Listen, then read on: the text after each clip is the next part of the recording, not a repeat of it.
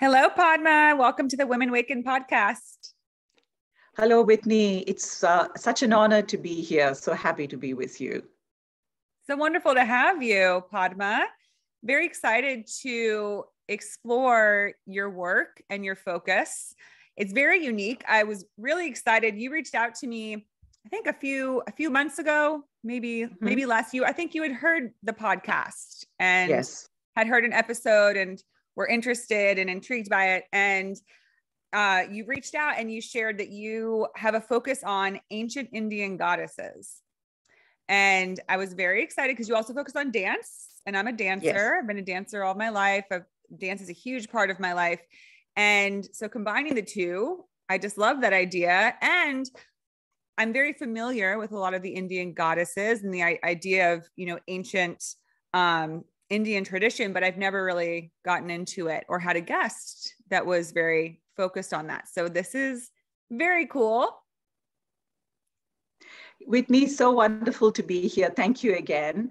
And yes, I have listened to some of your podcasts. And before I begin, I just want to acknowledge the service that you do, the wonderful work you do in your own practice, in holding something like the divine feminine with the seriousness and integrity that it deserves, because there are so many offerings out there that I feel are quite frivolous and sometimes trivialize the rigor and the depth of the work. And so I really want to honor the seriousness with which you hold this practice and this work, and also for the generous way in which you invite other people who are also doing serious work to your podcasts and share their work with your listeners. I'm really happy to be here because I feel like you've got a lot of discerning listeners who are looking for something that is integral and that is serious. I loved the episode you did with Ramona Mukherjee. Her work resonates with me. And I loved listening to that. And I also listened to a couple of other podcasts that you did. So absolutely thrilled to be here. Fantastic. Yeah, Ramona is wonderful. She's a fellow therapist as well. So it was fun to have her on and explore so many great concepts. All right. So let's go ahead and get started. Padma, I would love for you to share. I gave a little bit of an intro about you, but I'd love for you to share with the audience what your work is, what's your life all about at this point? I know you live in Australia, which is very exciting. You're my first guest from Australia or living in Australia. So that's pretty amazing. I'd love to hear about that and just what you are up to there. So Whitney, what I do is I offer the ancient Indian goddess tradition, which is something that pre-exists all of the mainstream Indian philosophies that are very popular today. Many of the philosophies today and practices, including yoga, they really come from the Vedic traditions. So before the Vedic traditions, they were particularly the Dravidian culture.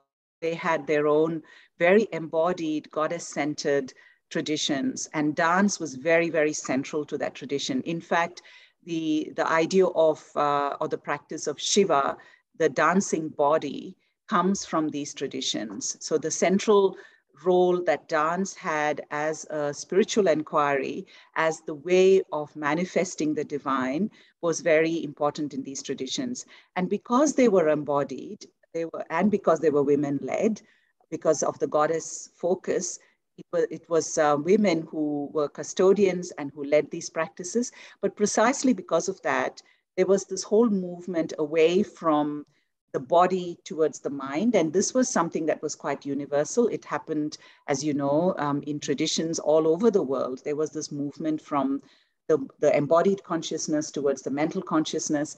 And so it happened in India too. And we're talking about, thousands of years ago that this happened. And things became much more textual, much more analytical. The body became somewhat suspicious. It became something that was lesser than the spirit. And so we lost the integrity. So dance survived, but the purpose of dance as a modality of spiritual inquiry and of embodying that divine experience was somewhat eroded.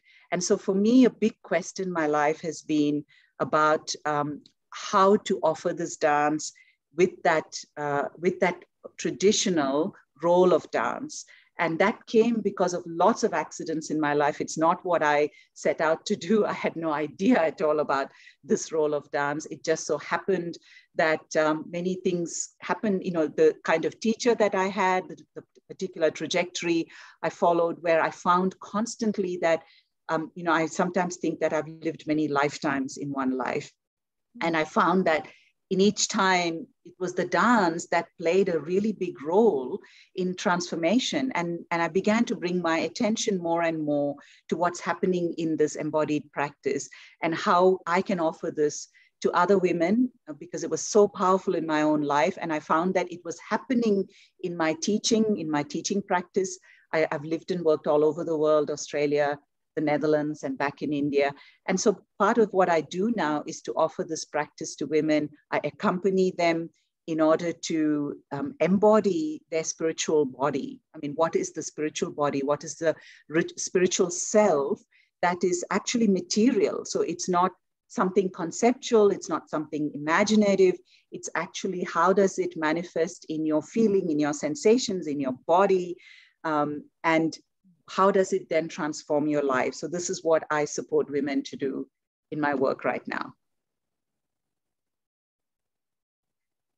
That's so remarkable. It sounds such an incredible offering. Now, Padma, how did you first step into this? I know you said it's been a part of your many lives throughout this life, but when did it first, you know, if you'd like to share a little bit about your origins, where did you sort of grow up? When did this come into your life? Because I always find it interesting, those who come into these sort of roles that are more spiritual based and goddess based often start somewhere that isn't related. Not always the case. Some people are brought up with it and it's surrounding them, but I'm just wondering for you, is this something that from an early age was a big part of your life? Whitney, I was born and raised in India, and I was born into a very traditional family. So I come from a family that has quite a long lineage. We were goddess worshippers. So the what they call the Kula Devata, Kula Devi of my family was actually Bhadrakali, which is a very ferocious form of Kali.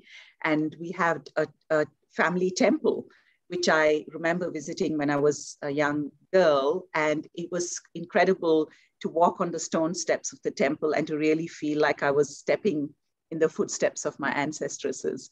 So it's been very much a part of my life. My family are very much into ceremony and ritual and philosophy. Dance came into my life very early.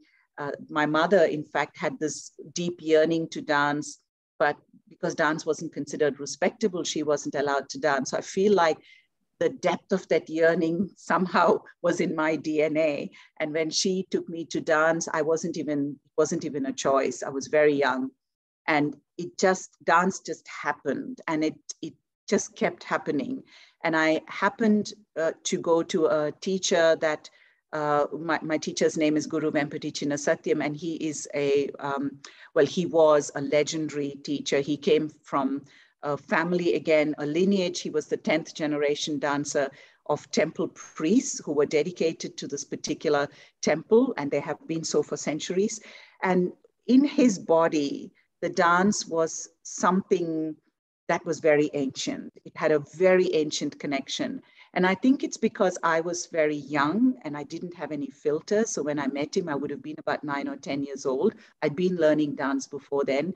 And there was something about the transmission that was transformative in a way that it has taken me decades to actually unravel. I still feel like I'm unraveling that encounter with his practice, with his body, and what dance was for him.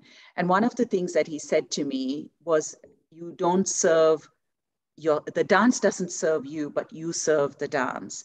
And that absolutely stayed with me in many, many different ways all through my life.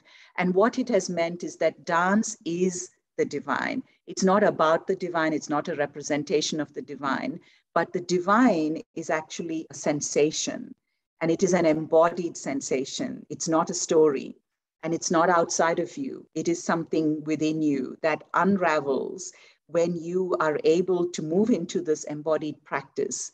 And that I sensed when I was very young. And I wasn't particularly interested in performance, although I had a really successful career as a performer in India. And over the years of my life, I worked as a professional dancer, professional choreographer. I had a dance company, which is very successful in Australia, and I worked in production houses in the Netherlands. But I think my quest was always about, how is this dance spiritual? How is it divine? What is it about it that is divine? Because I sensed very early on that it didn't have anything to do with the story. It's not because I am doing a dance about Shiva or I'm doing a dance about the goddess, but there's something deeper in the body itself, in the way in which it is opening up the body, that is actually spiritual, and that is archetypal. So that was my investigation about how the body becomes a ritual body, and whether it's a ritual body or an archetypal body, which means that we step out of the very simplistic ways in which we divide our body up into good and bad feelings, and the right and the wrongs, and we move into this multidimensional experience that you can actually have many different feelings, and all of these feelings are actually connected. And that is like dropping into where you are experiencing not just feeling, but actually sensation. What is the sensation energy of ferocity? What is the sensation of beauty? What is the sensation of pleasure? And that is where you start connecting with the sensation in nature, the sensation of certain deities, which is multidimensional. And so that was where I found the divine experience, that the experience is, particularly in the goddess tradition, is about beauty, it's about creativity, it's about energy and presence and passion. And so much of what we are taught about spirituality, about withdrawal and about the denial of body, just wasn't the way that it happened in these ancient goddess traditions. And it's important because if we need to connect with earth, the first earth is our body.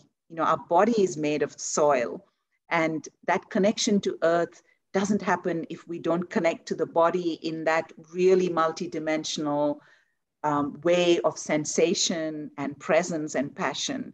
And so I found all of these different threads, and where the disconnections have happened is, I feel like it's the minute that we located the divine outside of the body, we disconnected with the divine, which is very intimate, in our body, in the soil, in the earth, in the plants, in other living beings. So for me, it's been about reclaiming that intimacy of the divine.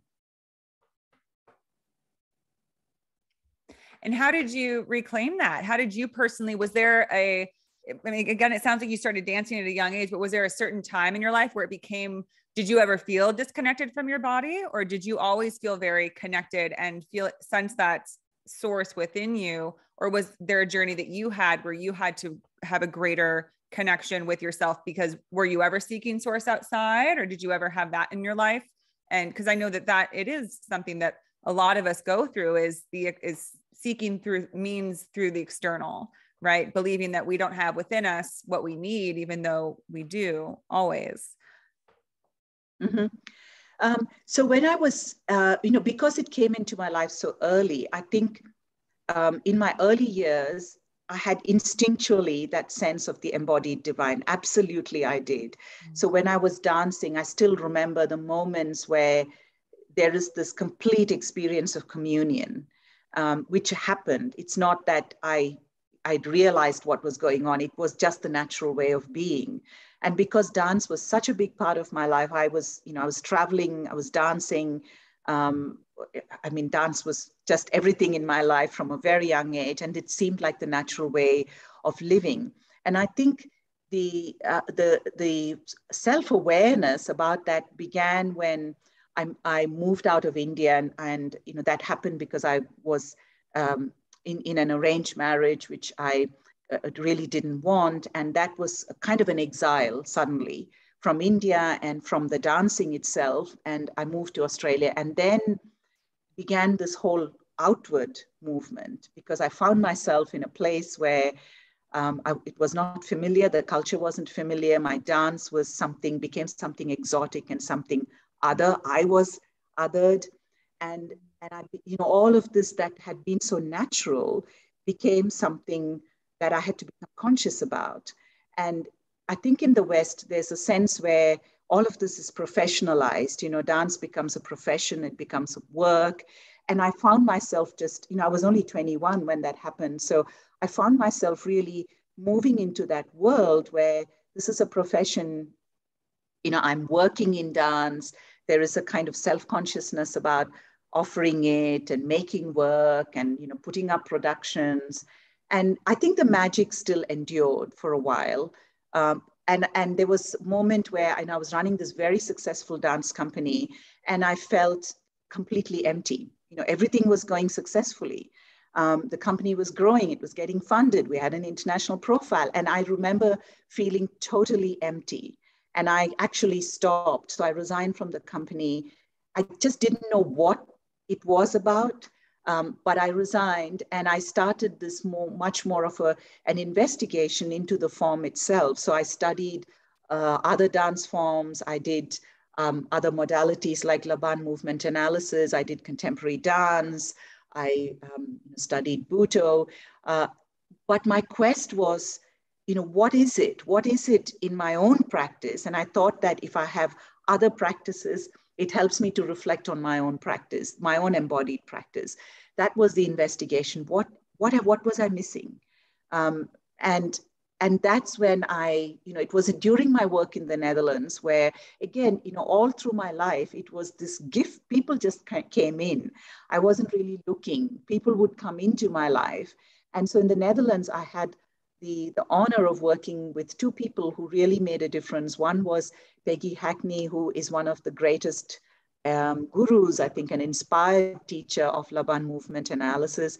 And the other person was Leo Sprexel, who was the artistic director of Corso Theatre. So when I worked with these two people, they started opening up to me the sense that I remember Peggy in the studio one day saying, this dance is spiritual. You can't do this movement because it holds the spirituality in its very movement itself. So this is a transformative spiritual offering. And that was really a moment where things started to come together for me. And I thought, I think I know. I mean, when I say no, I say it with all humility, because the knowing is always in the present, and it's always deepens, because of course the divine is infinite. You can never say, I know the goddess. I mean, the goddess is infinite and she's always revealing in the moment. But even that, to know that the dance is a practice of revelation, and how to hold and support the practice as revelation, because our mind is constantly wanting to know, wanting to conquer, wanting to make something fixed. And there is a purpose for that. I mean, the mind is not evil. There is a purpose in our functional life. We want to know how to drive a car, and we want to, so there is a kind of functional purpose for life. But I think what's happened is that we've conquered everything with the mind. Even the divine has been conquered by the mind. And we want to fix the divine. We want to know, and we want to conquer, and we want to translate the divine into story. Even dance has been conquered by the mind. And there is a beauty to it. Of course, there's beauty to choreography and, making dance pieces and offering it. So it's not to say that any of that is wrong, but I think that whole dimension, which is beyond the mind, where the body is actually pre-exists the mind. The body is not created by the mind. The earth isn't created by the mind. And there is a whole intelligence that the body has, which is greater than the mind. And in fact, the mind is only a part of that embodied consciousness. And it is when we go into that greater, bigger intelligence and consciousness, which is primarily located in the body, that we begin to experience that sense of expansive presence. The sense what is the role of the mind in this expansiveness? and in fact, putting the mind in its rightful place, but also really embodying that expansiveness, that presence that is generous, that is passionate, that is also ferocious and sensual. And that is what I began to really experience as the nature of this dance tradition that I have been gifted. I mean, my teacher used to say to me when I was very young, he said, look, he said, this dance isn't something that you own. It's something that's come to you, and you have a duty to just practice it, to actually serve it, to do it in the best way that you can, with integrity and without any self-interest. And in dance, there is a word for it called yajna. And yajna is in the dance text, which is about 4,000 years old. It says that the first thing you have to have when you come into the practice is this yajna state of being. And it's a state of being of sacrifice and offering, which means you come with total openness, with a sense that my body, my consciousness is an offering, and whatever is needed will come to me, will be given to me. And that is how I feel when I dance, is, just be simple, and whatever is needed for you and for the world around you will come through you. And this has been that unraveling and revelation that dance has been for me. And were you able to sort of release the mind? Because, everything you're describing is about really kind of surrendering to being in the body, to working through the body without our mental interruptions, which can get in the way of a lot of things. Our mind is also a gift, is a tool, just like the body is a tool, is a vessel. And then the essence is the only thing that's real. Everything else is just something that we use for this creative expression of source, of the divine. However, our brains are kind of, they're like a computer, so they can get a little tricky. They can try to as you've said, we've tried to figure out everything through our mind so far, and we've done it, but it makes it overcomplicate things, and it makes us sort of fixated on certain concepts and not be able to let go of a lot, right? When we're all in our mind, we're too cerebral, and that makes things more challenging for us. So, and especially with dance, I would say as a dancer myself, I always struggled because I was way too in my head. I remember the first time I tried to do a double turn, and I would fall every time because all I could think was, I can't do it. I'm going to fall. And I would watch these other dancers that could just, with effortlessly seem to just be able to do. And it was because they were more in their bodies. They weren't so much in their head. And I did gymnastics and other sports, and I made the same mistakes with that too. So do you have any tips or ways that you have been able to sort of be more in the body, be more present, so that you can just allow, and acknowledge that you are really just allowing something to come through you rather than having to force anything? That's such a great question, Whitney, because I think that's absolutely the fundamental conflict of our times, isn't it? It's not just an intimate conflict in our bodies, but I actually look at the world, and I think that's the conflict in the world today as well. And, many people have spoken about it. Many philosophers have spoken about it, and they have, they've been, some philosophers have called it the mechanization of reality, the mechanistic way in which we see reality as problem solving, cause and effect, that linearity that we've brought to reality. And here we are in these times where we are, in some trouble with that way of thinking. And yet we are sort of, there's a lot of us that are still continuing in that mechanistic way. We still feel like the answer is going to be in that brutality of, let's oppose the earth, and let's conquer the earth, and let's conquer nature. And there was this ancient wisdom. I mean, we sometimes look back at the past and we think we're progressive and we're more civilized. I actually feel like we really don't see how wise, how intelligent so many ancient traditions were. And not just in India, but there are ancient traditions all over the world which have very, very similar offerings of the intelligence of an embodied way of inhabiting reality. And some things that, simple things I use myself, and I say to the women that I work with, is one thing is that we're never going to be out of the mind. That is an impossibility. To say that we're going to conquer the mind or make the mind still, or somehow bring the mind under control, I think that's a delusion. The mind, as you say, is extremely powerful. It is also the goddess. So the goddess is the mind and the goddess is the body. It's not like the mind is opposed, and the mind is extremely powerful. And this dance tradition absolutely knew the power of the mind. In fact, the tradition is only there because the mind is so powerful. And what the tradition proposes is that dance is a flow. It's a flow between the mental consciousness and the embodied consciousness. So it is not about getting out of the mind. And in the dance, there is this beautiful practice of Shiva. So when we say Shiva and Shakti, this is what it is. Shiva is the mind that turns towards the goddess. Shiva is the mind that remembers the goddess, that recollects the goddess.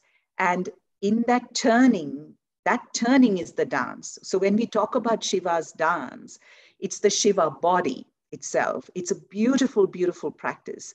And it's the Shiva that remembers. So when we speak of Shiva, we also speak about the most ancient forms of Shiva was Rudra, who was this force that was howling across the wilderness. So there is this anguish and this yearning, the poignancy, which we all hold. Somewhere deep in us, we all have this yearning. And what we do is we turn this yearning out. And we think the yearning is about the next job, it's about the next relationship, it's about something else, the next holiday. We're constantly throwing it out. And that Shiva moment is when you turn towards this yearning. And the yearning is the goddess. And there will always be the movement. So in the stories of Shiva, Shiva sometimes is wandering around, wildly, howling, wandering around. And then there is this moment where in the dance, Shiva turns towards the goddess and then flows out again and flows back in. So there's this beautiful flowing out, the loss, the coming together, the union, the lovemaking, but also the separation. And that is inevitable. And that is this flow that is very much part of this practice. And it is about how do we hold that flow? How do we embody that flow? And all of its different dimensions without denying anything, without denying the inevitability that we are going to be away. We're going to flow away. We're going to have these moments of poignancy, of yearning, the howling across the landscape. And we're also going to have the moment where we can turn and have that moment of union and the dance of that. So the dance is that flow. It's not one or the other. And this is the duality of the mind. The mind can only be one or the other. Even verbal language happens because of duality. You can't have a language without duality, because when I say one word, it is only meaningful because it is not something else. So if I say white, it's meaningful because it's not black. Or if I say good, then it's in relation to bad. Whereas in dance, you can be completely multidimensional and nonlinear. You can have ferocity and sensuality in the same moment. In fact, that is the goddess, that is Shiva. They're ferocious and sensual in the same moment. But when you say the word, they're actually opposites. If I say the word ferocity, well, that is actually the opposite of sensuality. It is the opposite of being kind and compassionate.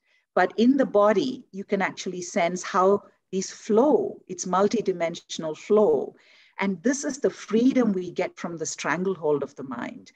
So the mind that separates and says, the human, the animal, the human, the tree, and we separate ourselves. And yet there is incredible intelligence in the most humble creature. I'm just looking at a bird in my garden outside that has been coming in as soon as I started talking to you, Whitney.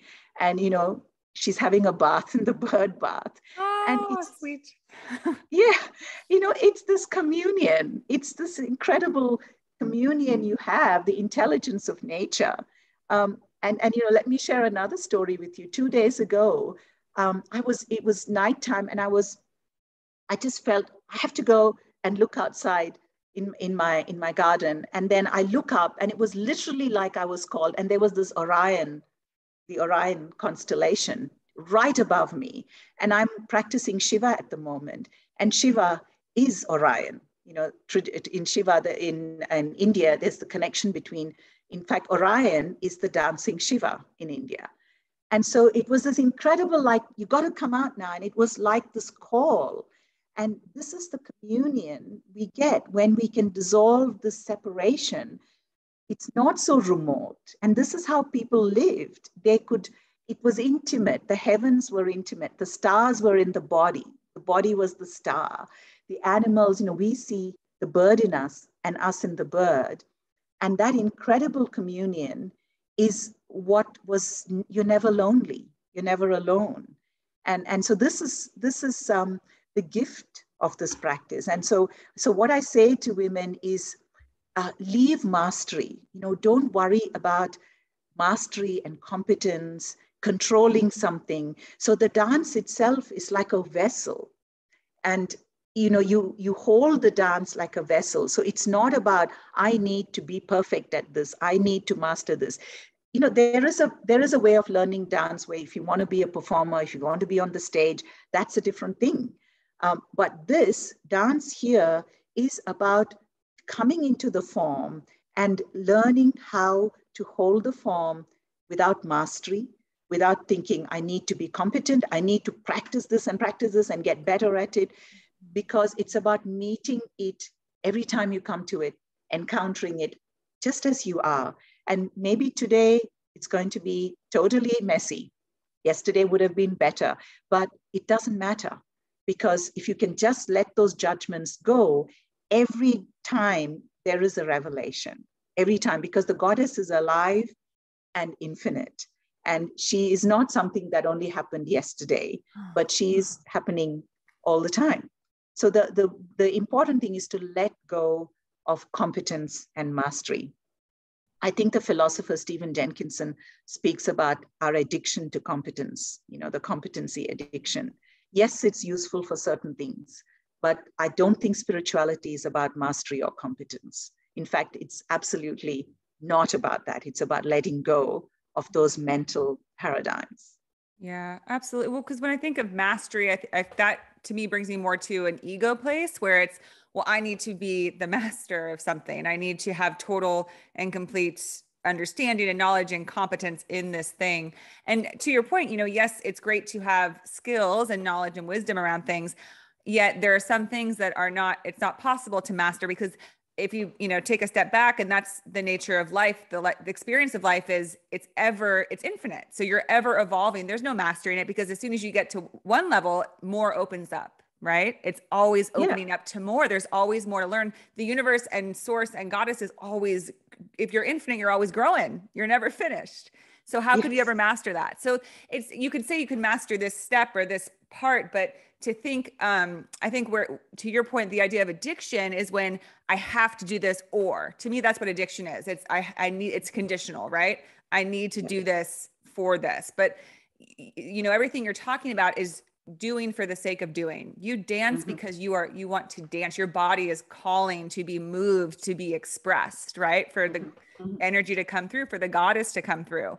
And just because you're an incredible dancer doesn't mean you have to master it to be good, to be worthy of dancing. It has nothing really to do with mastery. I mean, you can learn the art of, flexibility and movement and all these different components. Yet, it's, again, there's no ultimate mastery of dance. Everyone can dance. Everyone has their own unique expression, which is so wonderful. Absolutely, Whitney. And I love the way in which you connect that to life itself. I love the way in which that idea of relinquishing mastery, competence, the way you talk about life itself. Absolutely. I mean, we delude ourselves. I think we're offered this mastery paradigm, which is, I think, the greatest cause of our anguish. This proposal that you can actually master life, you can actually have a template or a roadmap for your life, and we're constantly stumbling. We might for a little bit have this place where we think, oh yeah, okay, I got this, and then as you said, The next minute it's something else, because of course, again, as you said, it is infinite. Reality is infinite, and the divine is infinite, and the divine is reality. So yes, it's infinitely unfolding.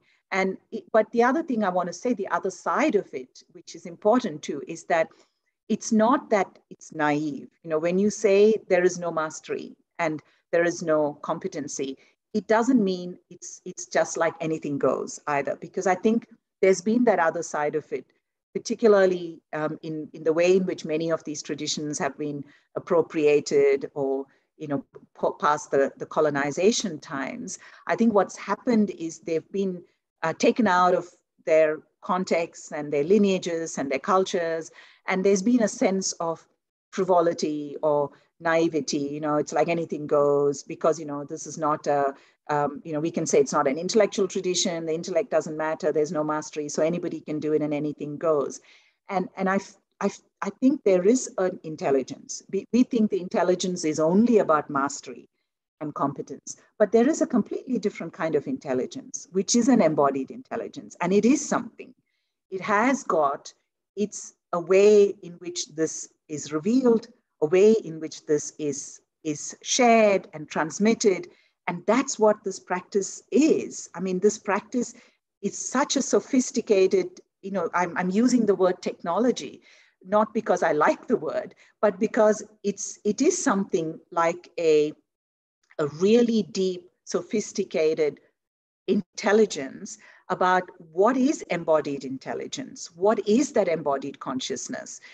It's not random, and it's not imaginary, and it's not something that is cooked up. The dance practice, in the text, in the way in which I saw my teacher embody it, it has an incredible intelligence, but it is not the intelligence that is visible when you approach it through the mind. And that is the problem, because we don't see it. So when you approach it through academic lens, for example, or when you approach it through, language, verbal language, I struggle all the time to try and explain what it's about. And sometimes I just think, sometimes we've got to say, look, everything that is worthy is not always conquered by word. Just because there isn't a word for something or a way of speaking about something in words, it doesn't mean that it's not worthy. And it doesn't mean that it doesn't exist, that it's not there. And so many ancient traditions, including the tradition of the land that I live in, Australia, 60,000 and more years of tradition here in this land, it wasn't about words. Those traditions are impossible to actually express in words. And so they become invisible. And this is, for me, part of my passion is about inviting women to not just be slave to the word, not to think everything has to be information and word, that there is an intelligence that is far more expansive than information and word and text. And that is the intelligence of the body, and that there is a rigor to it. And there is a way in which this is unraveled. And there are traditions that exactly knew how to do this. And, amazingly, they were women-led traditions as well. Yeah. Yeah. The importance of, having things exist without words and without thoughts, I think is, pivotal to really having a full experience. Because again, I think that we complicate things with words, with a fixation on, thoughts or again, competency or mastery, is that I think we actually move further from source and from, the goddess energy, because that's almost what you find in the silence. I think that's, I think of the value of meditation. It's because we move from this constant trying to figure things out and noise and all of that, and move into a space of stillness and silence. And within that is where the truth usually resides, where the purest form of expression is just in that stillness and silence. Yeah, absolutely, Whitney. I mean, I go a step further, especially as I come from a dance tradition. I sometimes think even the silence and stillness, it proposes a duality in a certain way. It says, there is movement and there's stillness, and there is sound and there's silence. And the thing when you come into something like an artistic practice, which is the reason why in many ancient traditions, essentially the practices were artistic. So the spiritual inquiry was an artistic practice. And it's because the senses are really important. You know, when we say embody, it means our senses are important. So the beauty of seeing things, the sounds, you know, the bird song and the sounds and the movement. In the goddess tradition, the essence of consciousness is pulsation, it's movement. And so movement is, you know, it's like the movement is both movement and stillness. So that's where this whole blurring of that duality happens. And sometimes I feel like the traditions that are, you know, I'm not saying they're not effective. Absolutely, they are powerful and they have a role to play. But especially for women, I feel that the sense of movement, passion, beauty, sensuality, I feel as a woman, I feel like that has been much more enlivening for me than the traditions that focus on stillness and silence. You know, I don't know. I just feel like for me, there's been a real sense of, you know, because the woman's body is so much in movement. You know, we follow the lunar cycles in our body. You know, there is a kind of way in which our body is so connected to the rhythms and the movements in nature that for me, I felt it was much more natural to be in a tradition that actually recognizes the divine as something that is of the senses, that is of sensation, and that is of movement, and that is of embracing all that is beautiful sounds, seeing things, you know, the beautiful touch, the sensuality of touch, and the beauty of movement. So that's, you know, this is just offering a more of an expansive view. I'm not saying the other traditions aren't effective, absolutely not. But I'm also saying that, you know, here is something that can offer you perhaps a different and a more expansive view on the embodying of the divine. Yeah.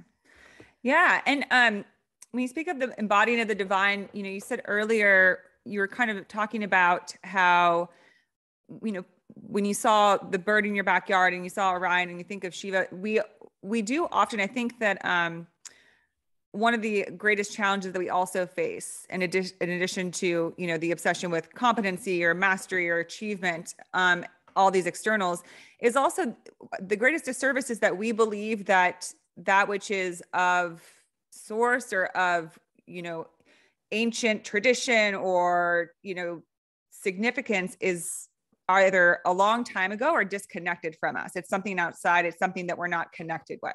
I think that a lot of people really believe that or feel that way, that, you know, whatever might have been the creator or origin of what we have now is long gone, that it's not with us. But, you know, my understanding is that not only is it still with us, but it is us. You know, there's no separation. Like you said, duality is just an experience while we're here on Earth that allows us to have this unique Earth experience, but it's not reality, that anything is separate, everything's all one. In the same sense, you know, we are of the source, of the origin of the goddess. So, you know, all of these things that allow us to see that, you know, when we are in dance or in movement and experiencing, maybe feeling like we're channeling or bringing through the essence of the goddess, it's because it's always with us all the time. Absolutely, Whitney. I mean, beautifully put that. Yes, because you know, we locate all this in time, and when we say mythology, you know, we immediately locate it in time, and we say, oh, you know, that's something of the past. And not only that, we've actually looked at mythology almost as ways, you know, it's almost like historical things. You know, we try and then think of them as ways in which it's saying something about how people lived in those times or what they were doing in those times. And I've often wondered, you know, what if we look at all these things as like the cave paintings, the dance itself, it's really got nothing to do with people recording their life, but these were practices of invocation. They were not meant to record how people were living, because recording wasn't important. If you look at this embodied tradition, it's the now that's important. And if for people who really embodied this practice, who centralized this practice, recording isn't important for them, because the idea of looking at something from yesterday and taking a lot of effort to record it and save it wasn't the purpose of life. It was about invoking. So everything they did was invoking the divine in the moment. So it was with the paintings that they did, with the dance that they did. And when you look at it in that way, which is how I look at it, it completely opens up a totally different way of relating to reality, of inhabiting reality. Because, again, we're using language, and that language is so difficult because it always separates us. We're not just in a relationship to reality, we are reality. We kind of manifest reality, and we are reality. And so there is an immediacy and an intimacy. And this has been one of the really important things that that drive me in this work. A kind of passion that drives me in this work is to make the divine intimate, not intimate in a way of a fantasy. Sometimes you can, and I have seen offerings where there are the goddesses, and people have these stories about goddesses, and then you're enacting the story of a goddess, or you're imagining the goddess. But in fact, in this tradition, you actually move away from all that story. This is the yajna, is you leave stories, you leave language, you leave stories, including the story of yourself. Everything, you leave everything, and you really come into that space of sensation. And you move into like a ritual body, for want of a better word. It's like this multidimensional body and state of being. And you are really stepping into the unknown.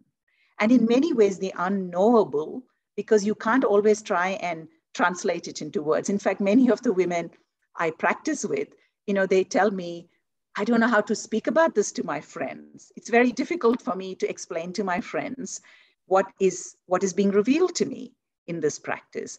And again, that is when you know that you haven't just manifested a fantasy. Because here, the mind is very, very powerful. All the time, the mind is taking control of the story, because that's what the mind does. It wants to be in control. That's the purpose of the mind, is to control, to bring it into a story, to bring it into the known, to give you a roadmap. And the practice is always inviting you to step out of the roadmap. And yes, it's scary, but the practice knows that. And that's why it's an artistic expression, because there is also play, there is also pleasure, there is also joy. It's not this scary practice of the depths. And I feel like in some of the, these traditions, again, in the West, for example, the work of Carl Jung, I really love his work. He's been one of the, people that really has inspired me in my own work. But I find that, the way in which it's called the unconscious, and it's called the depths, it's sometimes called the shadow or the darkness, it can make it something that is only scary and only terrifying. Whereas the practice, this tradition that I do, it actually recognizes, yes, it's scary, but that's why there is this whole ritual body coming into it as in a playful way, in an exploratory way, in a way of discovery. It's an artistic practice. And so this is how we move into that space where something is really alive and it is coming through. We are not just manifesting a story we already know.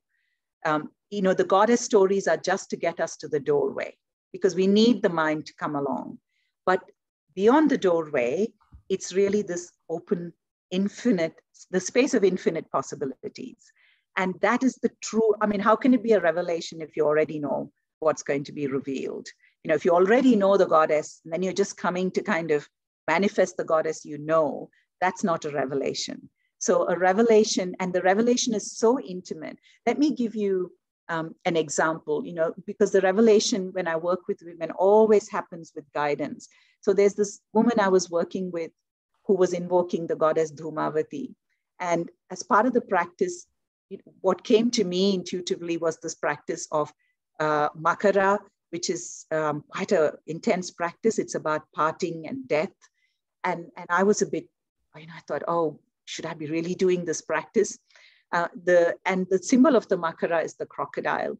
And the first thing she turns up at the practice, and the first thing she says is, I had a dream last night about a crocodile, and I never dream about crocodiles. I mean, this is the intimacy of the guidance and the practice. And so that affirmed to me, okay, that's what she needs. That's where her revelation is going to be. And it was an incredibly powerful practice for what was going on in her life. That was exactly what she needed. So sometimes, and another woman said to me, she felt like the practice is not what she wants, but what she needs. And sometimes we don't even know what we need until we come into this practice and things are revealed to us. So yes, that intimacy of the divine is a really important thing. And I feel like some of our brutality today in the world is because we have lost that intimacy, that intimate truth of the divine. We think the divine is remote from us. We think the divine is, somewhere in the past, somewhere in the heavens, far away, just like we think, all these constellations and all the science is great, but it's like, all these millions of light years away. It's like, it's not really connected to us. And even the earth is not connected to us, because it's like something that we live in and we use for our purposes. And, there's no connection between us and the earth. And yet we are the earth consciousness. And that intimacy of how the bird is in us, how that flutter of the bird, the bathing of the bird moves in us, and how we move in that bird, that's the intimacy. And I feel like it's the loss of that intimacy that makes us so brutal in many ways, in the way in which we are in the world, brutal towards each other, brutal towards nature. So that's where I feel these practices are so urgent. They are the practices that we most marginalize, the practices of dance, the arts. You can see that all over the world. In the recent times, arts became non-essential. And I just think, wow, we've made something that is about beauty, about creativity, completely non-essential. And to me, those are the practices that go towards our humanity. Like, what makes us human is that artistic expression and creativity and passion that makes us human. Yeah. And we just don't seem to recognize that to be true. We don't really seem to connect with that concept. And it does us a great disservice. And I think it keeps us in this limited place, limiting beliefs about ourselves, about our place here, about what we really are here. I mean, we are magnificent beings. We're incredible. We have the life force within us, but we discredit ourselves. We don't see it that way. As you said, we feel disconnected. We feel apart from and not a part of, both the cosmos and nature and the earth beneath us. We don't feel the connection to it. And that's lonely, because that's what we are. We are the cosmos. We're the same thing as the cosmos and the earth. And when you don't believe that, then you can feel, so separate, so alone. And separation is a hard feeling, because we're by nature, we're not separate. We're all connected. Absolutely, Whitney. And that connection cannot be a thought. It has to be. It has to be a lived, it has to be like a visceral experience in the body. And the women I work with, they always say to me that they know something is truth because it's come to them from their body. It's the revelation of something of their life that comes to them from their body. To give you another example, I was working with this woman who's a visual artist, and what came to her was this practice about deception, which is there's a big, very important aspect of the goddess practice that is about deception. The nature of reality is deception, and that's why we can't be naive when we engage with nature. We can't be patronizing, and we can't just say that we're going to control nature, because what you see is not what it is. Nature is incredibly deceptive in its multidimensionality. And so this practice came to her. And as she was doing it, she said, I can smell tobacco. I mean, we do all this Zoom online, you know, she's in a completely different part of Australia to me. And she said, I can smell tobacco. I can smell tobacco. And these things happen. These sensory experiences can happen in the practice. And then she reflected later and she said, you know what? She said that was about her grandfather. Her grandfather was a gambler. And this deception, so she was very close to her grandfather.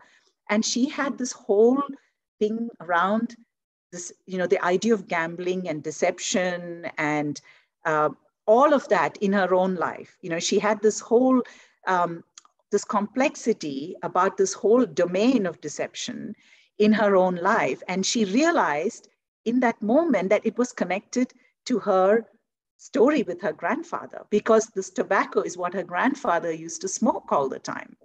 And this incredible, you know, it was totally nothing that she could have ever imagined or thought about. And this totally was revealed to her as the truth. And this visceral experience of truth, it happens all the time. And so truth is not an abstract philosophy. It's not all the libraries of texts that we have, because really, if all of that was effective, Whitney, we wouldn't be where we are today. You know, we wouldn't be so remote from the truth of the divine. And in these traditions, these women-led traditions that women, you know, very simply and generously held it. So these women held it for other women. There was no hierarchy. These women were not gurus. When I practice with women, I'm not the guru, I'm not the teacher. I'm simply accompanying them, because we are, our bodies are, we are our own teachers. The teachings are in us. What the teachings we need are in us. And that's the greatest source of our own teachings. We don't need to sit at anybody's feet. And that was how these women held these teachings. And they always say that nobody needs to tell them that this is true, because it's come from their own bodies. Like for this woman, you know, that the truth of this whole teaching about deception, she didn't, if she read it in a book, it would have made no sense to her. But it emerging from her body, she just, you know, nobody needs to tell her what's true for her. And it's true at an intimate level, and it's true at the universal level at the same moment. And this is the power of that embodied intelligence, is that non-duality. You know, what is intimate is also universal. There is no, it's not an opposition. And I feel that's why these traditions are so important, because we need to feel that the truth is intimate.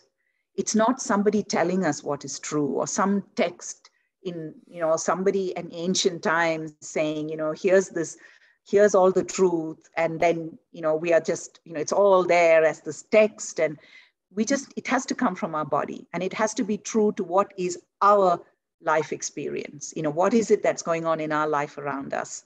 And what is the divine truth for us in that moment? And I just feel that's what's going to rehumanize us. You know, these very humble traditions, which we totally reject, and we say it's not important, you know, we say it's non-essential, but that's where I feel like our hope lies. The hope for us to live in more harmony, to live more connected, to be more human. I feel that's where the hope lies. Yeah, absolutely. And I love what you're saying about, you know, to me, it's kind of the idea of sovereignty, our sovereign truth, our sovereign ability to know that, you know, we don't have to seek outside of ourselves. Our greatest truth is within, that we have that ancient wisdom within us. It's not all to be learned or to be found outside of us. We can seek guidance and wisdom from others. That's always valuable. But to know that, you know, it's inherent to us, it's accessible through us, is powerful. And I think the more that we begin to practice that, the less we feel dependent on things outside of us and you know, things other than ourselves to show us what is true, you know, because that becomes dangerous. And it has been dangerous for us to believe that only other people know what's right for us and what's true. Absolutely, Whitney. And you know, the word dangerous you use, I mean, it has been dangerous, particularly for women, to outsource that. I mean, women have, you know, have outsourced so much of their their strengths, what is called Shakti, it's been outsourced. And in fact, in this tradition, Shakti is a very embodied experience. So Shakti is not a story. It's how do you feel that strength in an embodied way in your own body. So the practices of Shakti, like the mountain, the groundedness of the mountain, when you embody that in your body, it's like the mountain pulls the earth up as it rises. It doesn't float above the earth. In fact, it is pulling the soil up. And so it is with our body. We are off earth. We're not just walking on top of earth. Like the tree, we are actually made of the soil, and we are pulling that earth up into our bodies. And that is our strength. And so these embodied practices of strength, and it's so important for women because we've outsourced so much of our strength, not just in spiritual ways, but in every way. We've been, we have to be given permission to be powerful, to be equal. We're always looking outside, permit me to be equal, permit me to manifest who I am, permit me to be sensual, permit me to, constantly this asking for permission. And I feel that this outsourcing is very powerfully dangerous for women in particular. And I also, talking about outsourcing is this, as you say, everybody else knows what is right for us. Is this, there is this German philosopher, I can't, you must forgive me, I can't remember his first name, but his surname is Han. Actually, the book is here. Yeah, Byung-Chul Han is his name. I do want to respectfully say his name. And he's a German philosopher, and he speaks about this information. He speaks about how we are so, this information addiction that we have, where everything has now become information. Nothing is body anymore. It's all information. It's all information. And then, the more we look onto the digital platforms and everything, we're living in this reality, which is information. And we're completely disconnected from what is the reality of body, and here we are, life actually unfolds in our body. It unfolds in the soil, the earth around us, but we are living in this universe of and more information and more information. And spirituality has become that too. I mean, it's sometimes, when I'm working with women, they'll say to me, where can I find information about this? And I say, in your body, through the practice, it's going to be revealed to you. You don't need to go out and buy the next book, buy the next thing and the next philosophy. It will be revealed to you. Mm-hmm. Yeah. I love that. Sometimes I have to remind myself that sometimes, because it can be this tendency of, okay, I need to solve this, so I need to go research this and look it up. But again, sometimes it's just about coming back to yourself, just spending some time with yourself, and tapping into your own inner knowing. The answers they're inside. Even when we learn something outside of ourselves, to me, it's only really because it elicits something that was always within us. It's just something that we thought we couldn't do ourselves, but anything that we feel something external is creating within us, it was always there in the first place. Our belief just changed about it, right? Absolutely. If we, gain success in a job or find a mate that we're happy about, nothing changes. We think, oh, now I'm happy because I had this, but it just allows access to something that you maybe were closed off to or weren't, in touch with. So it's just interesting to think that as much as we want, and again, things can be tools. They can sort of create this belief that allows an access to this information. The information's always there. So if we can find that belief that we are, the greatest source of our own truth, we can really kind of be able to tap into that and find our own wisdom and our own understanding. And maybe and that's where innovation happens, right? I mean, that's where new ways of doing things come from, is not by gaining someone else's guidance, but saying, well, what do I think about this? What do I feel? What do I feel about this? Because what you feel is your own unique essence that's wanting to come through, right? That, as you said, the goddess is the dancer, but you're sort of the expression. So then you get to see how the goddess comes through you, but it can only come through each of us in its own unique way. So when we don't allow for that, the world is missing out on our unique expression, vision, thoughts, viewpoints. Yeah, Whitney, you touch on something really important about that sense of innovation and that originality. One of my favorite philosophers is J. Krishnamurti, and he's many years ago. He's no longer alive, but I think it was in the 70s, and he was speaking at that time about how we've all become secondhand people, because he said we're constantly outsourcing. I'm using the word outsourcing. We're constantly just literally living somebody else's knowledge, somebody else's expertise, and repeating. So even when there is a certain technique, we get this technique, and then we just keep repeating this technique, and we master this technique. And so he said ultimately in the end there's nothing original. We are secondhand people, essentially. And that was a very powerful thing for me when I heard it. I was quite young when I first heard it. And that sense of exactly what you said about holding that space where you can, be empty. And another thing he said is coming empty of the known. And that's a beautiful way. I found that such a beautiful way of coming into something empty of the known. And that's where you hold the space for things to be revealed. Because if you are constantly going to hold on to the known, again, there's no revelation. You can manifest a roadmap. And yes, of course, there are times in our life when roadmaps are important, absolutely. But a spiritual practice of revelation is not about manifesting a roadmap. It is about coming empty of that known and being able to hold that space where the divine can reveal herself through you. And sure, it's going to be infinite. It's not going to be, and I say that to women when I'm dancing, I say, the purpose of this is not to dance like me. It is to actually taste, how do you encounter this dance as it's coming through me, but how do you encounter it in your body, in your consciousness? What is that encounter like? And that's even when I'm practicing with women, I'm holding the space for them. I'm kind of being a mirror. And one of the best things, the things that I feel most moved was when a woman recently told me that she felt what I did was hold a mirror for her to unfold herself. And she said, holding a mirror without any contamination. And I thought that is really what I want to do. That's what I'm here to do. And that's what it is. It's about how you can also be a mirror for the divine to unfold in you, just as everything around you is a mirror as well, just like you said, because when we encounter things in life, it is mirroring that unfolding within us. And when we are aware of that, sometimes I find that because I'm writing at the moment, I'm trying to write about this practice, which is quite a challenging thing to do, but I'm feeling like it's, I should try and do that.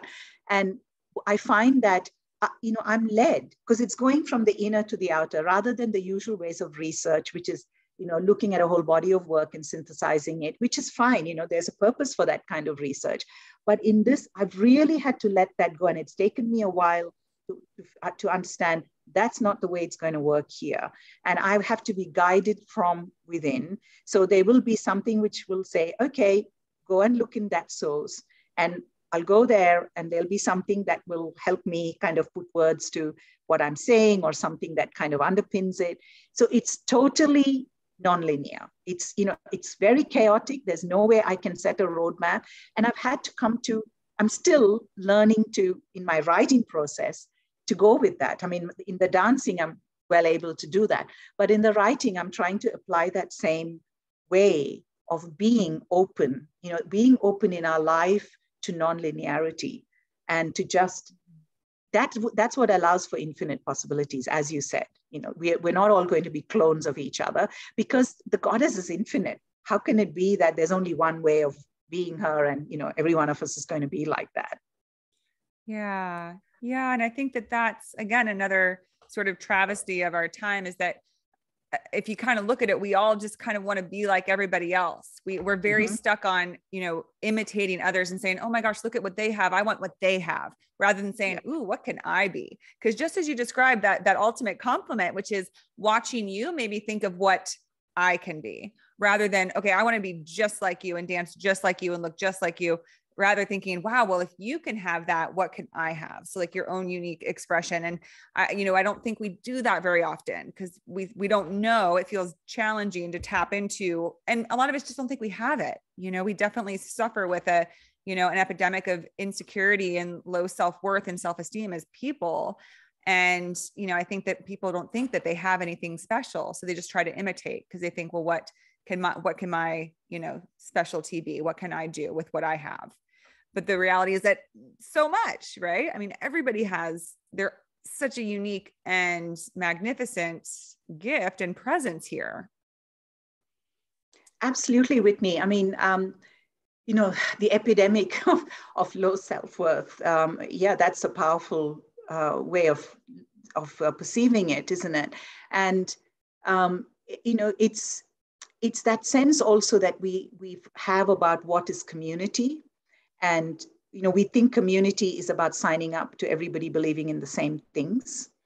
And it's interesting that many of these ancient goddesses were lone figures. They were these goddesses. They were not with consorts. They were consorts who were called the doorway deities, but they were not like this pairing. Like I said, the Shiva and the goddess. There was this flow. It wasn't about this couple. And the goddess herself was always on the outskirts of the village. She was outside the village. She was in the forest. She was in a cemetery, but she was always outside the village. And that is this powerful thing that, this is not about signing up to something that is, going to kind of, here's a group of people and we all believe in the same thing. This is about, exactly like you said, is what is my deepest self? What is my most intimate self? Because it is at that, in a strange way, it is at that level that we find universality. Because, whenever you sign up to, there may be purposes for certain communities, they are instrumental and they serve certain purposes, but it's never the whole of you. You sign up to certain things and then you'll find that there are a whole other parts of you which are really not at all in tune with what is going on there. So you're constantly being less than what you can be just because you want to belong, or you're constantly feeling this sense of, being a misfit. And these goddesses actually celebrated that sense of the misfit. It's like, when you say you're the misfit, that's where the revelation starts. And the sense of communion is the communion that is not just about a tribal communion. This is a communion, firstly, with yourself. Then, because that is the divine. When you really come into that communion with yourself, that is divine. That is the goddess.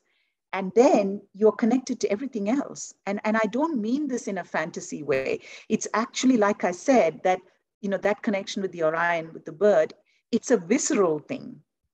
One of the women I practice with, she calls it an atmospheric change. She says when she's out in nature and she can come into that connection, she says it's like this localized atmospheric change. The quality of light changes. Something visceral and material happens that we can use the word magical for it. But it is that assurance that, yes, this is happening to you. And yes, the divine is a material experience. It's not a conceptual experience. It's not a remote experience. It's not an experience that you have to live for 1,000 births. It is possible in the here and now, in the most humble and simple of ways. And, that coming into the fullness of yourself is where you are never alone. You're never alone. And for me, that is the basis of community. It's a basis of a community that can support people to be their full self, and not to say you can only sign up if you believe in these little things. You got to kind of believe in this. But can we all come together because we believe in the fullness of our unfolding? That for me would be the universal community. Yes. Oh gosh, I want to live in that community. That's the community I'm looking for. Yeah. Well, I think so many of us do. I think more and more we're feeling this draw, this, calling to a community like that, where we can have full self-expression and not have to adhere to anything specific, I think that's another thing that we struggle so much with, is a fear of speaking our truth, of speaking how we really feel, because will I be accepted? Will I be allowed? And so we kind of keep ourselves in these boxes. And like we said, are, pre-created by someone else's idea. And so we say, well, I don't know where else to go, so I'm going to fall in line with their ideas, because, what else will I do? But, and then it feels that, it can feel like life is a little bit, not very welcoming, that it's conditional. Everything feels so conditional so often, well, they only like me because I align with this. But, to me, whenever I feel most connected with source or spirit, it's this unconditionality. It's just this wonderful presence that accepts all, that there's nothing that is outside of its embrace. Right. And Absolutely. all is welcome and all is encouraged. And it's just pure love. And, that I think more and more of us are yearning for, yet feel so separated from, with the way things are now. Yeah, Whitney, I love the word unconditional. In fact, that's what I say in my work is, this is about unconditional freedom. And that unconditionality is what makes it, that is the divine. When we say unconditional, that is the divine. And that unconditionality is a sensation within us. It's unconditional because it's not conditional upon somebody giving it to you, someone giving you permission. It's not outside of you. It's, in fact, we have to allow ourselves that unconditionality. We are the ones that stand in the way of our own unconditionality. And when we allow that so it's that unconditional pleasure. Can we have a sensuality, particularly as women? It's interesting, when I was listening to your podcast with Ramona, Whitney, Ramona talked a lot about anger, and absolutely, isn't anger a major problem for women? Such a lot of judgment about anger. Mm-hmm. In my work with women, I find that sensuality is an even more problematic area than anger for women. So, women's sensuality has been made so instrumental, so much in service. There's been so much morality, and, it doesn't matter which culture you're from. I've worked with women from all different cultures, and just about everybody comes with this kind of weight around sensuality. And what is it to be unconditional in your sensuality as a woman? Because sensuality is primary. It is about the beauty of nature. It's about the pleasure of us, nature. It's that underpinning sensation upon which we can explore other things. We can explore the difficult things like ferocity, like death, like rage, when it is underpinned in sensuality. And when we deny sensuality, it's like this huge aspect of reality, of sensation of reality that we have lost access to. So what is that unconditional sensuality, which is not in service of anybody, but which is there in our body? It's there because we can see things, we can taste things, we hear things, we have, this beauty of our own skin, the beauty of our own body. And it's not the body that is like something that is only, it's only beautiful if your body looks like this, or it's only sensual if it is in service in a relationship, or it's only sensual. It's, all these ifs we have, that conditionality we have around sensuality. And I have worked with women when they have allowed themselves to be open to that unconditional sensuality. And it's so powerful because suddenly women find it connects them to their ferocity. How is sensuality linked to ferocity? Not in our mind, but in our body, at that sensation level, in our consciousness embodied level, they are linked. There is a flow. And I remember one woman who, when she encountered sensuality in the practice first, she went, oh no, I can't go there. And we never pushed through. And that is the way that the whole practice has such an intelligence about all of those fears. So it's like the spiraling, and then, it moves away, and I'm completely guided. So we move away, and somehow, somewhere it returns. And sometimes we don't even know it's about sensuality. So there was this moment where it spiraled and deepened, and it returned, and she went into it. And she just said, I now know what is the goddess. I can really taste this goddess. I can feel it. And from there, she suddenly found this strength and ferocity to make what was a difficult decision about one of her sons. She said to me, she said, I was lying on the sofa, and suddenly I was catapulted out of the sofa, And I went in and I looked at the computer, found a different accommodation, and it was all done. She said, I've been thinking about this for years. And in one moment, something, that connection. So we don't know how these connections are because they're not linear. And so that unconditionality is not just something nice to have. It's actually essential for us to actually experience the divine. And that unconditionality, we have to give ourselves permission. Nobody else needs to give us permission because it is already available in us.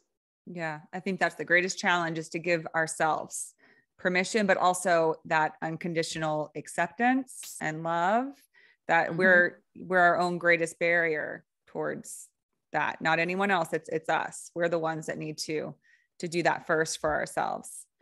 And Padma, we talked about the importance of rage and anger, and then, and sensuality and all these things that are, kind of, can be tricky areas. And, I'd love to hear a little bit. I'd hate to let you go without getting a little bit of your wisdom and insight into, the Indian goddesses, right? Because they stand for such powerful concepts. And I'd love for you to offer a little bit about, Shiva and Kali Ma, because to me, those, I still have a hard time wrapping my head around, because they're both about destruction, but it's or somewhat destruction, but also destruction for, breakthrough. It's almost like transformation, right? So I'd love to hear you share about them specifically, and what they sort of represent, and how there can be, something that might be destructive, but also be loving and gentle and offering, a pathway forward. Yeah, Whitney. So Shiva is the deity of the times we live in. In Indian astrology, this is the time of Shiva, very, very powerfully the time of Shiva.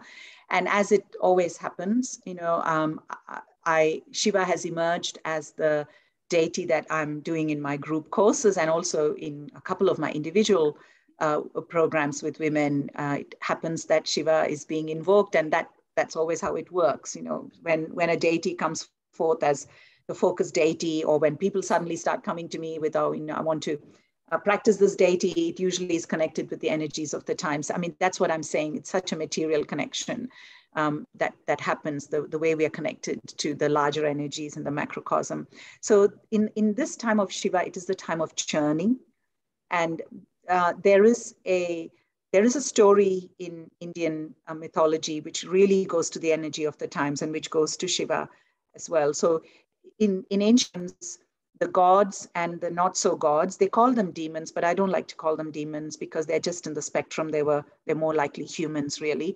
And so let's say that the gods and the humans decided to churn this big cosmic ocean of consciousness in order to find what is called the nectar of immortality. Now, immortality is really freedom from time, which is freedom from the mind. So when we speak of immortality today, we think it's living forever. But actually, in philosophy, it is just freedom from time, which means coming into presence, being alive in the moment.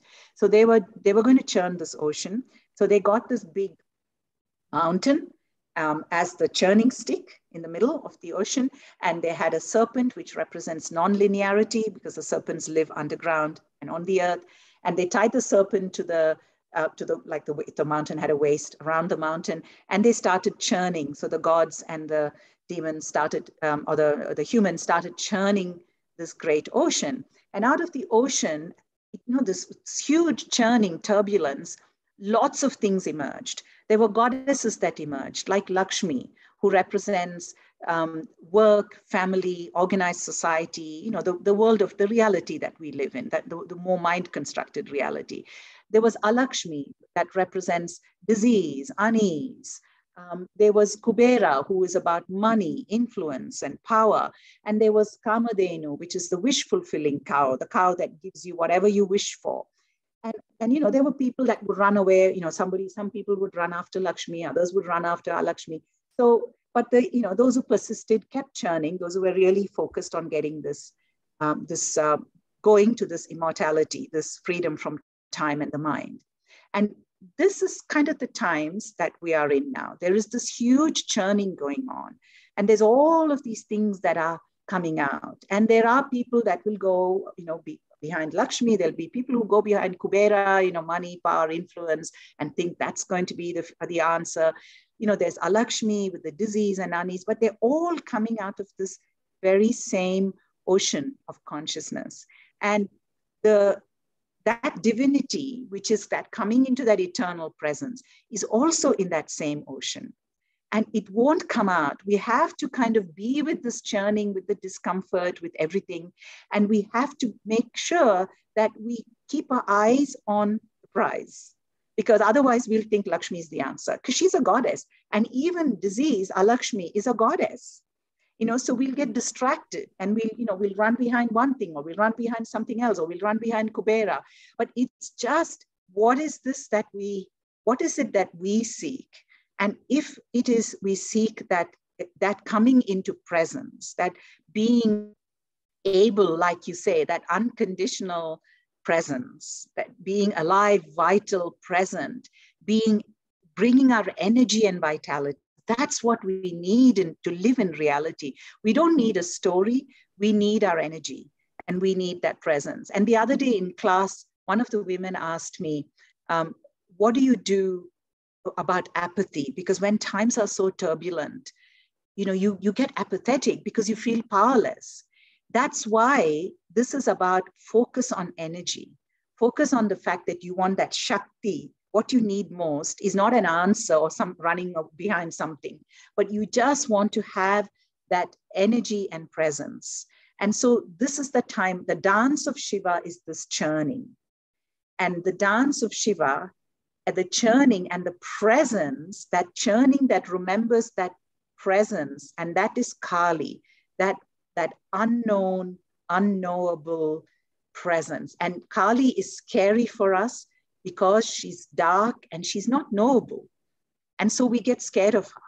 And what the Kali's ferocity is our own fears. And she mirrors it. She says, I know your fears. I know you don't like the unknown. I know you're terrified of the unknown, of death. Well, death is the big unknown. So death, dying, decay, the body's decay, the body's disintegration, our fear of blood, all of this is Kali. She's that unknown, unknowable, that unconditional presence, which is always unknown and unknowable, which can appear very terrifying. But we can't deny all that. So none of this is sugar-coated, but it's also at the same time, it's not, oh my God, it's all terrifying and it's terrible and it's dark and it's, all of suffering. It's neither. And, there's beauty in Kali. She's beautiful as well, but she's also not beautiful in the ways that we think of beauty. We have to go beyond our story about beauty in order to see that, that unconditional beauty of Kali, which invites us to that same unconditionality. Can we be unconditional about our body, ourself, about the unknown? So this is that Shiva, they're actually inseparable, because Shiva's dance holds the knowing of the goddess, the taste of the goddess, the movement of the goddess. And in a certain way, Kali only happens when you are in the Shiva body. That dancing Shiva body is the body that holds Kali as well. So yeah, in some way there is this absolute enmeshed fluidity. That's why they unite in lovemaking, that beautiful union of Shiva and Shakti. Wow. Thank you so much, Padma, for that. What a brilliant description and, just visualization of those concepts, of that ancient tradition, and what it just rings so true. The things that seems the darkest and scariest to us are the things that are often most important for us to look at and to face and to embrace unconditionally, right? To see that you can't separate the two. You can't say, okay, I'm going to, this stuff is good and safe and I like this, but I don't like that, And so I think it's wonderful that there's representation. And, I think that's a bit unique to the Indian tradition, the Indian goddesses, because I think, in other ways that there's only this idea of saints or gods being like this brilliant perfection, and that anything else is sort of their opposite, but that's never the case. It's all. Yeah, it's like reality itself, that we can put a moral lens on reality. And yes, that's a good way of organizing ourselves as a society or in life. But it's reality is far more expansive than that. And, it's not, again, so then people will, and that's what's happened, suddenly people will say, oh, that's about being immoral and self-indulgent. And no, it's about being neither. It's about being in that sensation experience of reality, like the sensation of a storm, the sensation of even the floods that we are having in Australia at this moment that I'm speaking to you. There's large parts of the country that are suffering under floods. And yet there is this power, this surging of waters, there's this movement, energy, and surging. That's neither good nor bad. It's not to say you ignore the suffering, just like the churning. Yes, it's the suffering is part of it, but it is about how we bring that energy into not denying anything, not opposing anything, not resisting, nor accepting. To be energetic, to be alive, to be present is to be right in, to be in that churning and to stay. And just by staying in the churning, you are in that presence. You are with that energy and vitality, and you're present to the infinite possibilities. So it's not that I'm going to run away from it or I'm going to just, accept it, but there are an infinite other possibilities if we just move away from the duality, which will be available to us. Yes. Yes. So beautifully said. Everything that you've shared, Padma, is so beautiful. And thank you for bringing this to us, to sharing your wisdom and your gifts and all of your talents. This has been such an amazing conversation to have. I know we could go on much, much longer. I would love for you to share, how can people find you and how can they work with you? And do you have any current programs you're offering that people can know about, and any other things that we might be able to find out about you? Whitney, thank you so much for offering this opportunity to share my practices. And yes, I'd love for women to engage with the practice in whatever way they can. And I have a few different offerings. You can find all of them on my website, which is Moving, MOVING, Archetypes, ARCHETYPES, that's one word, movingarchetypes.com.au. And so if you're in Australia, I have group programs that are offered, 4 courses a year. And there are come and try classes that are regularly offered, and they're free. You can come in. And sometimes I also have women from other places. I have women from Canada and in Europe, and from Europe, if the time suits you, you're very welcome to join us for those courses. But if you are outside of, inside or outside of Australia, and if you feel called to a more intimate practice, because that's really the heart of this practice, is that one-to-one accompanying. That's how it was done. And that's where the practice really comes into its full power. Then I offer a 6-month individual program where I accompany you in invoking a goddess of your choice. And if you feel called to do that, I offer a free 1-hour, no obligations conversation, and you can find out if the practice is something that will fit for you in your life in these times. I also offer weekly practices on my Facebook channel and on YouTube. So if you just want to get a taste of the practice, you might find practices there. You can also sign up to my newsletter, where I share with you fortnightly the philosophy practice, free webinars, and other ways. So there are many ways you can engage with the practice. I'm really passionate about sharing this practice with women all over the world, because I do feel that this is very important. This is something that's going to offer us a way out of the stranglehold which we seem to be in the times we live in. So any way that you feel called to engage with the practice, I'll be honored to practice with you.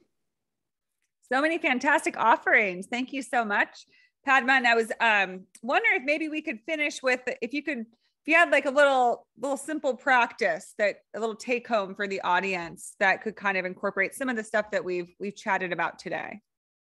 Sure. So join me in this really simple practice, because, talking about dance, it's always a tricky thing to do. So I just want to give you a taste of coming into your body. So I'm hoping that you might all be sitting down, perhaps, to listen to this podcast. So if you are, just drop your feet into the floor. If you're sitting cross-legged, uncross the legs and just plant your feet in the floor. Bring your weight into your sitting bones, so lean back and just find your weight. The important thing is to connect with your weight in the body, and that's weight is the dynamic of presence in the body. And then just plant your feet in the ground so you can feel a little bit of weight through your feet. Open the feet, soften the feet, spread the feet, and just allow yourself to feel the ground, just pressing the feet into the ground, pressing your sitting bones. Lift up the chest and spread and open it, and drop the chin so the back of your neck is long. And you can bring your hands, just laying them effortlessly on your lap, palms open to the ceiling. And just connect with your breath. You don't need to do anything especially with your breath. But the important thing is to feel the pressing of the feet in the floor, your sitting bones, the weight through the sitting bones. And then I'm going to invite you to just allow some tap a rhythm out with your feet. Whatever rhythm is there, you don't need to make up a rhythm. It can be completely irregular. Don't think a rhythm's got to be a count one. Just tap out whatever is there, just tapping. And it doesn't have to be continuous, ongoing, can be bursts.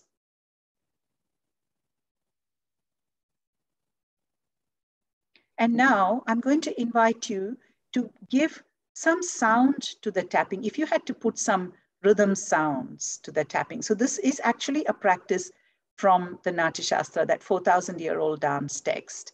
So we do it standing up, but I'm just, you can do it standing up if you want. Then you put all your weight in your feet, but if you're sitting down, it's in your sitting bones and the feet. So now I'm just going to give voice to my rhythm.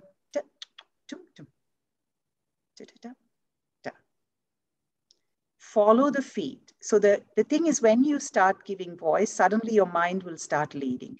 We want to always give the feet the leadership. So start the rhythm, then follow it.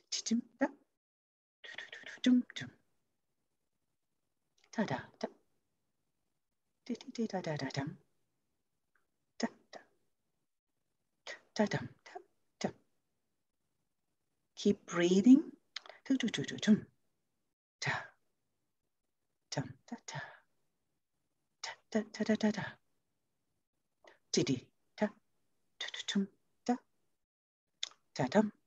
And start making some sounds so you can move from the words into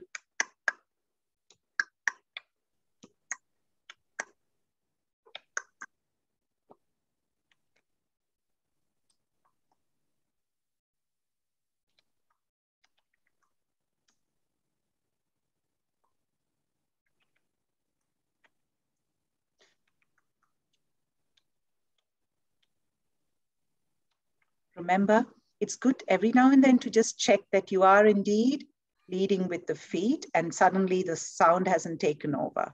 So this is a way of bringing the mind into your lower body. So in the dance that I do, we always lead with the lower body. And that's such an easy material way of moving from this top-down embodied approach. The body is controlled by the mind in so much of what we do. So here we're just leading very literally with the weight in the feet, the rhythm, and then we're following with the sound, which is more of the mind. And now just start bringing that rhythm into your fingers.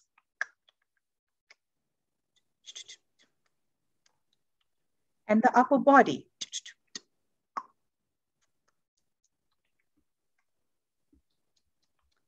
Maybe your head is moving. And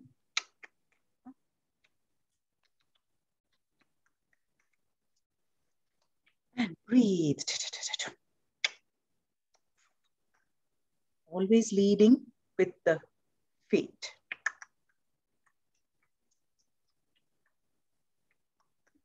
And then just drop back into the feet only.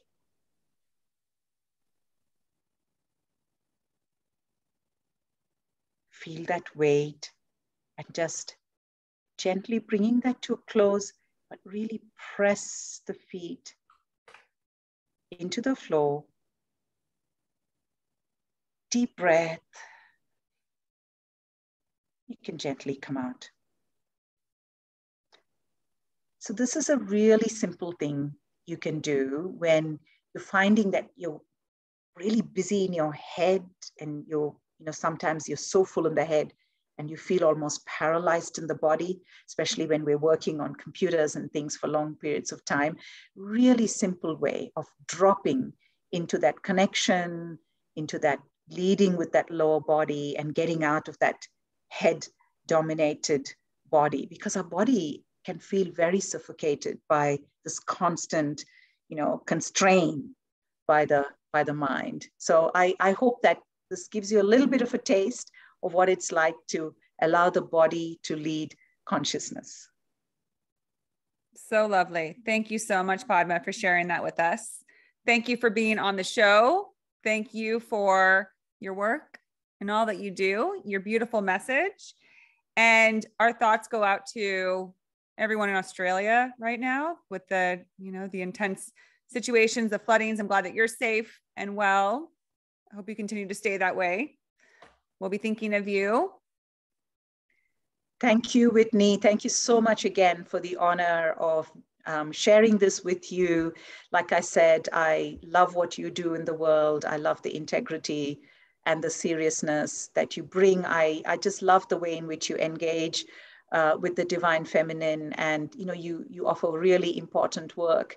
The healing aspect of this is such an important part of what women have to do in these times. So I'm so happy and honored that you offer this service, and also, as I said, through this podcast, how you generously hold space for other women to share their offerings. So thank you so much, Whitney.